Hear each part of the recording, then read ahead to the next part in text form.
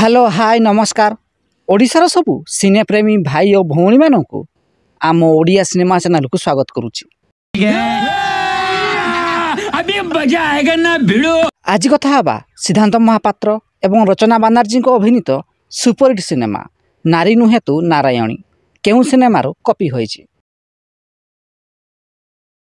1993 मसीह release होइतिला एक Hindi cinema jar ना रही दामिनी। यही सिनेमाटी से समय रे सुपरहिट होइतिला।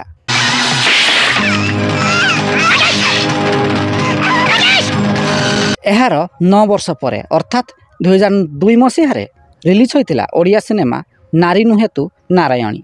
यही सिनेमा को निर्देशना देइथिले हिमांशु परिजा, संगीत निर्देशना देइथिले स्वरूप नायक। यही सिनेमार मुख्य भूमिका रे सिद्धांत महापात्र एवं रचना बानार्जी अभिनय करथिले। यही सिनेमाटी मध्य सेही समय रे सुपरहिट होइतिला।